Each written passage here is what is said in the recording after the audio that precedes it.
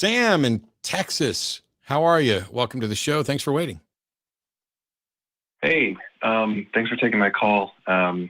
Just wanted to say I'm a huge fan. Love you guys. My husband got me into the show earlier last year, and so I've got a quick question. I hope it shouldn't take up too much time, but sure.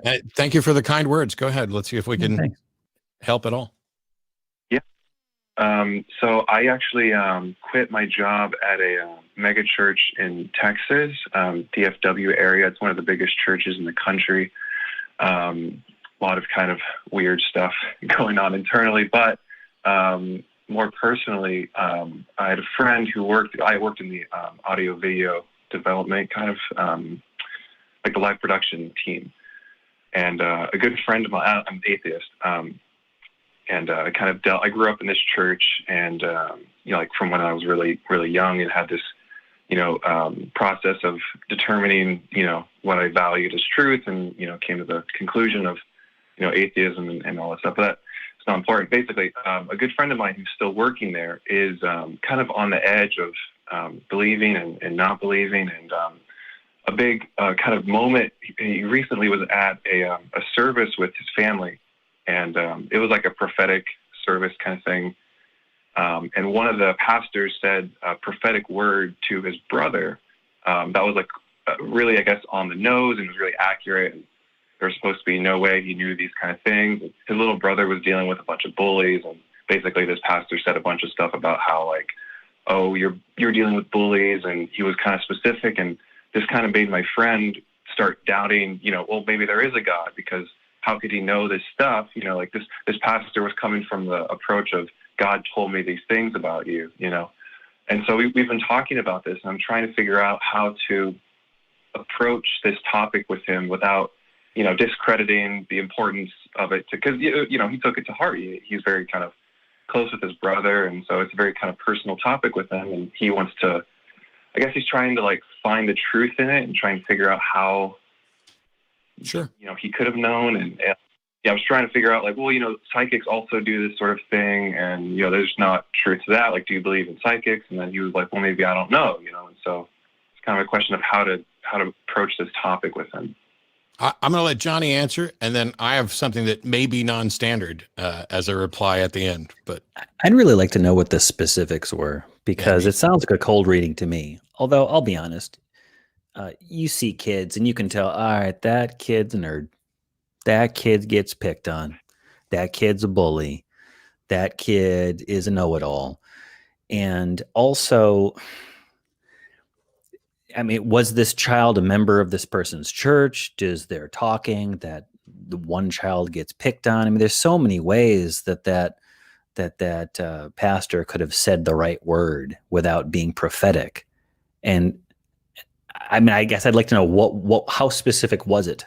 Because someone said you read your fortune or your horoscope in the newspaper, and you bring your own meaning to those hollow general words. I'd like to know how specific were those words. Do you know? Yeah, and it actually gets a bit more kind of weird because my friend, his father is a big member in the church. He's one of the higher ups in this one campus, and so it's not, I guess, too far out of the question to have this father talk with these other pastors and all that kind of stuff. It was most specifically, and so this is more of a sensitive topic as well. But this, my friend's brother, his little brother, he's dealing with wanting to come out as trans, and so it's a very kind of touchy subject, because that's what he was getting bullied for in school, with being more feminine and wanting to kind of be himself, and express himself how he wants to be expressed, and how he wants to be viewed. And this pastor kind of was able to, and it wasn't a pastor that their family knew specifically. It was actually at a different campus completely, but it was still one of these moments where my friend, he was saying, well, my brother, like, was dealing with this stuff, and there's no way this pastor could have known this, and all that,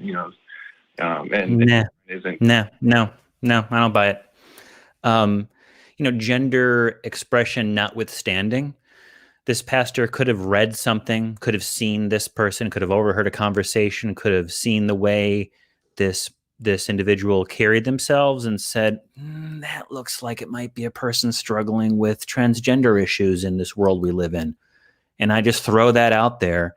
Yeah. And if I'm right, then I'm right. And if I'm wrong, I'm wrong. The notion that someone could be acting timid as a tip that they're likely being bullying or they're suffering some stress. And plus, in the course of the conversation, here's my recommendation.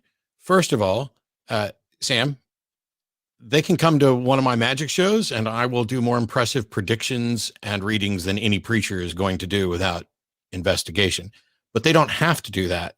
I'm not quite ready to announce the specifics, but there is an incredibly strong chance, like I'd say 90% plus, that in the next month and a half, one of the world's greatest living mentalists will be right here on this program. Literally wrote the book on cold reading. And it might be a good week to have that person tune in, because for me, if I run across a preacher who's saying things that we don't think they could know through normal reading, normal processes, it may be cold reading, it may be that they have some inside information. And I know pastors who share information, behind the scenes. But at the end of the day, if somebody tells me something about myself that I don't think they should know, am I willing to bet my life that it is more likely God than some form of deception? I mean, this gets right back to David Hume. If I'm told that somebody rose from the dead, I have to ask myself, is it more likely that this person is deceived or attempting to deceive than that their claim is true? And so, no, it's not Darren Brown, but you're not far off. But the claim that they're getting information, this is a ploy that's, as you noted, psychics use, that cold readers use, that magicians use, mentalists use. Right. This is what con artists use. This is how every manipulative narcissist on the planet who wants to worm their way into your life works. And I think that religion has a tendency to prop those individuals up, because if you are speaking in a way that doesn't resonate with anybody in your congregation, you're not going to keep your job very long. And so the people who are best at building those congregations are the ones who know how to connect charismatically and with apparent facts.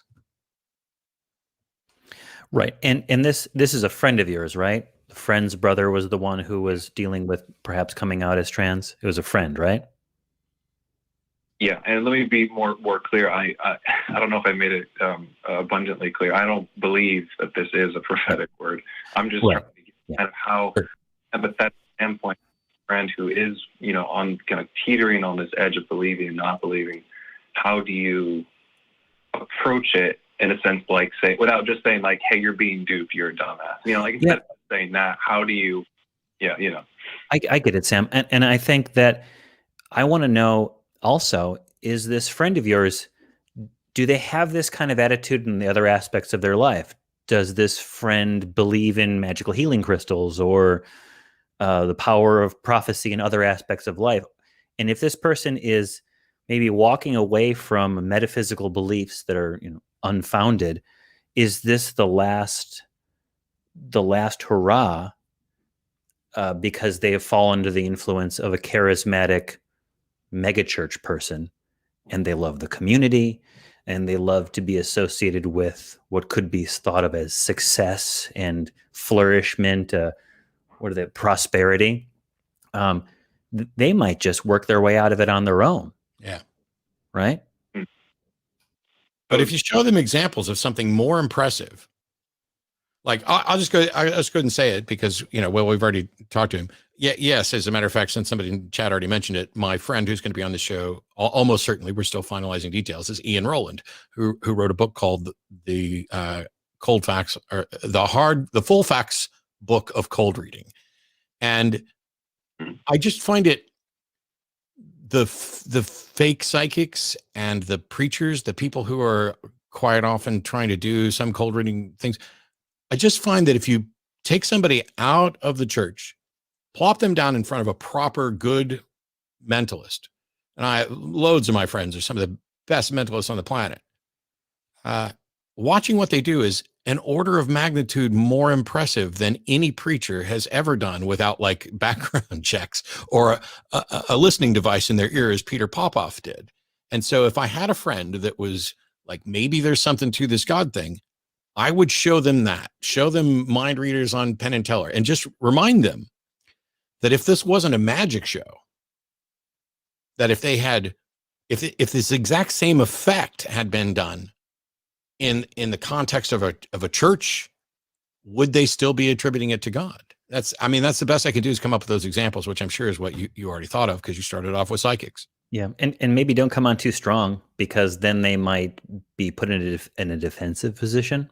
Yeah. So when it comes up organically, address it then. Here's your preacher and 3 mentalists. At least one of them is faking and doesn't actually have supernatural powers and isn't being guided by a God. Please identify and bet your life and your life savings on which one is not faking, if any. Right. Yeah. And I guess for more context, the biggest thing that's compelling to him is that at any given point during these services, the auditoriums are fairly large, so they can have anywhere between upwards of 600 to 1,000 people in an auditorium at once. So for him, that was the most compelling thing, was that he was picked out of that amount of people, and then that reading was given. But you know what else that means? You guys. That also means there's 600 to 1,000 gossips and concerned people who might have spoken to that pastor as well. Hey, my friend's going to be here. Could you just take a survey of the people in that church, and whatever the consensus is, and that's the truth? Oh my gosh, that's hilarious. That